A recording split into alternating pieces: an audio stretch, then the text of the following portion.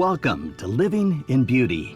It's Wednesday, July 19th, 2017, and I'm at this moment inside the maintenance bay at the Airstream factory in Jackson Center, Ohio, treating beauty to some tiny tucks. And I'm surrounded by technicians who are drilling, sawing, hammering, and repairing Airstreams, including ours. And some of them are even listening to some music. And I've chosen not to edit out any of those sounds. Beauty, another year older, needed a little bit of sag prevention.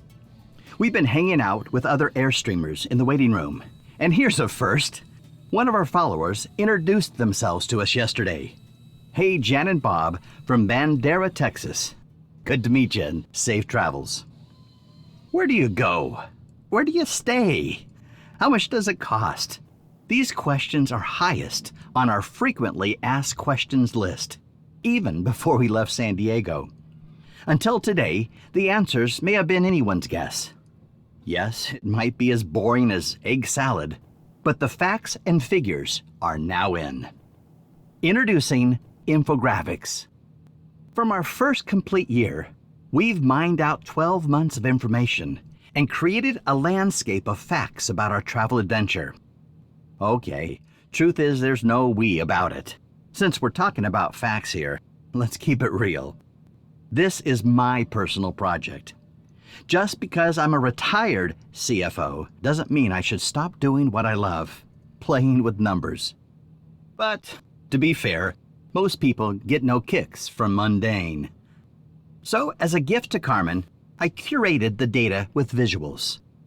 Last night, we opened a good bottle of Cabernet to celebrate year one and presented Carmen with beautiful data.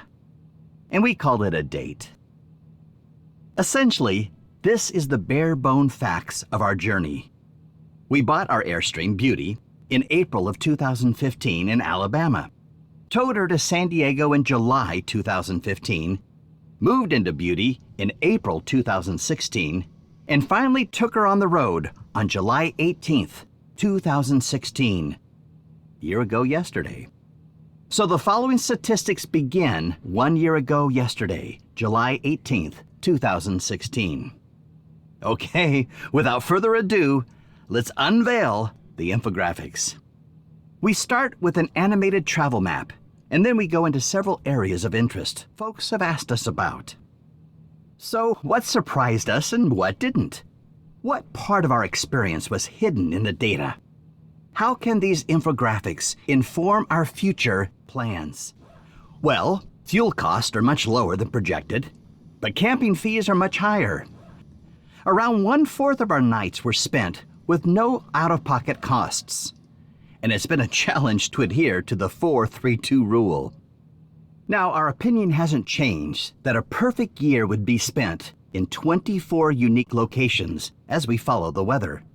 But we've stayed in 3 times as many places, with an average of 4 days in 88 different places. Far, far from our intended forecast. But this first year has been a period of discovery. How can we know where we'd like to be if we've never been there? An example, Michigan. While just passing through the Mitten State last month, we learned to love the place, the weather, the people, and we hope someday to spend an entire summer of 2-week vacations around Lake Michigan. Our original plan had been to frequent the national parks, but unless a park fell directly on our route, we usually passed. There's several reasons for that. Federal parks are hard to access without making reservations, especially in the summertime, weekends, and holidays. Cell service there is usually non-existent. Sites are mostly primitive, with no electrical hookups, water, sewer, or a source for propane. And few sites are large enough to accommodate our rig. Now, we love national parks, so we're working to adapt by installing solar and a DC to AC electricity converter to relieve our dependency on infrastructure. And now we don't need electrical hookups, which are often faulty or disrupted by weather situations anyway. We're also into conserving propane. Our new energy efficiency has enabled us to focus on water conservation. Now, given fair weather, we're confident enough to plan for 14 days straight of dry camping, which is no hookups at all. And now, with a grip on solar and water, our current project is to boost cell service. Connectivity is a primary necessity for our 2-week stays. Most national parks, and many state parks, intentionally resist providing services, or they throttle provided services during peak hours. Lack of services hinder hiking, kayaking, shopping, and even walking the dog at night, unless we stay together in case of emergency. The walkie-talkies are okay for short trips apart, but connectivity is a safety issue for us, not a toy or a media dependency. So what did Carmen and I learn here? Not much. The data confirms and therefore advises our plans. As a result, we'll visit protected wilderness areas more often, drop in on more harvest hosts and BLM sites, because we prefer public lands, top-notch resorts, both urban and countryside, and quiet, secluded hideaways. As we continue, the data will grow, and periodically I'll update the infographics. Our home certainly isn't static, but the data we gather along the way will be a familiar place, a clearing, if you will, where we can return again and again to reflect, think, plan, and where I can hoard as much as I want. I'm a simple man. My needs are few.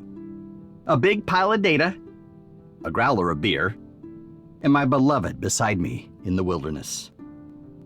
Thank you for joining us in Living in Beauty. If you like this post and want to be notified when a new one is released, please enter your email address and click the follow button at the bottom of this page. Once again, thanks a lot. See you next time.